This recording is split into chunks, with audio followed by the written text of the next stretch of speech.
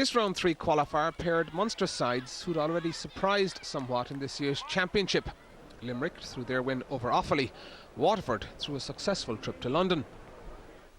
Stephen Kelly had the home side off the mark with a third-minute free, but playing with the aid of a stiff breeze, Waterford matched their opponents throughout the early stages.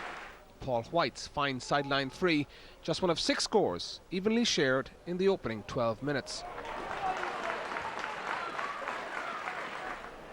Seamus O'Carroll could have grabbed Limerick a goal on the quarter hour, but had to be content with a point thanks to a great stop from Kieran Cotter. And that Dacia commitment seemed set to be rewarded minutes later when referee Cormac Riley signalled a penalty for a foul on White. However, after consulting with his umpires, he changed his mind and threw the ball in instead. The reversal seemed to boost Limerick. They tagged on 4 unanswered points in the next 10 minutes and looked to have taken a firm grip. But in the half's closing stages, the Dacia regrouped again, and late points from Patrick Herney, Brian Wall and White meant just 2 separated by the interval, Limerick leading 9-7. Somewhat strangely, the breeze seemed to hinder rather than help Maurice Hone's men as the second half got underway, and it was Patrick Herney who was first off the mark for Waterford. They came close moments later to a goal, and though it came to naught, White's high-dropping kick did tie matters once more.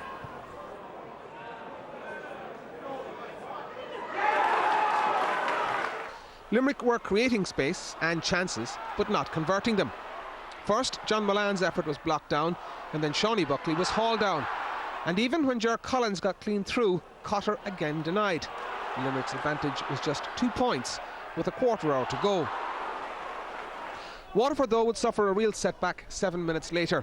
Gary Herney, frustrated at the attentions of Tom Lee during a stoppage, lashed out, and John Owen's men finished this game with 14 men. It ended any real Waterford fight back, and though Limerick's wide tally mounted, Collins and Kelly did convert, the Shannon Rugbyman's 7th point of the night, making it 13-9, before substitute John Cook had the night's final say with a bouncing point. Limerick advanced to face Wexford next weekend. Final score from Páirc na Gael, Limerick 14 points, Waterford 9. We knew it was going to be a very tough battle, and I suppose 10 or 12 minutes in the second half there, we were kind of figuring how we're going to get out of this one. You know, our backs are against the wall. We got a couple of breaks, so at crucial times, didn't punish them. We didn't take our goal chances. We didn't kick a few bad wides, but I think we stuck to our game plan, stuck to what we wanted to do, and paid off in the end. I think at the end of the day, you know, you have to look back and say, okay, we got a bad Trimble against Cork, but the attitude of the fellas to come back in this summer has been great, and they had a good win in London last week, and you know, this was a game that was in the melting pot for a while, so hopefully the lads in the Sunday game will be a bit more kind to us, you know, at the end of it. Still to hit the heights of last year, Down knew major improvements from last week's win over Leitrim would be needed for the clash with near neighbours Antrim.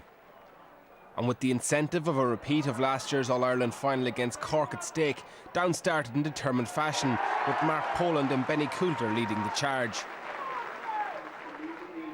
When Coulter landed his second of the game after 15 minutes, Down led by 4 points to no score, with little or no resistance to come from the home side. Antrim struggled from frees last week against Carlow led to the recall of Paddy Cunningham.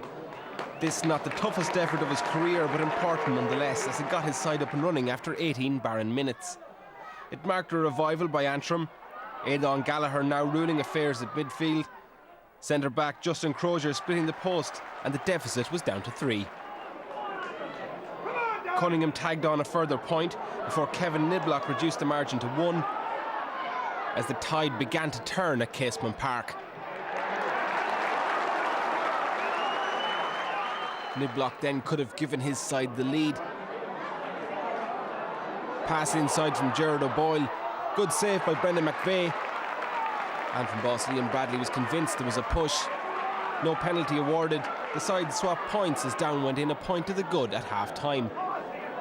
No let up in Antrim's intensity after the restart, and good work from Conor Murray gave Brendan here in the opening to level the scores for the first time since the 3rd minute. He knew his side were on top, and it was evidence in James Lochry's desire to win the ball back.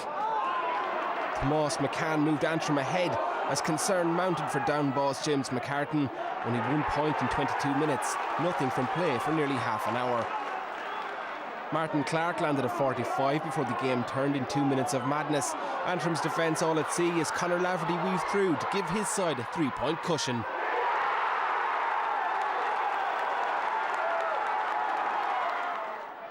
Cornerback Aidan Brannigan landed a point straight away, and now it was Bradley's turn to look a little uncomfortable.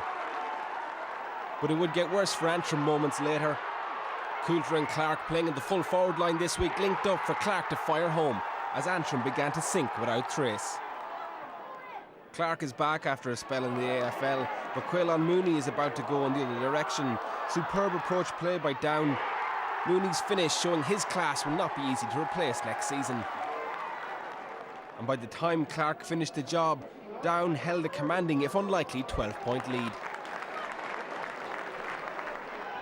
3-13 to 10 points the final score. Cork up next for Down, an improvement certainly needed.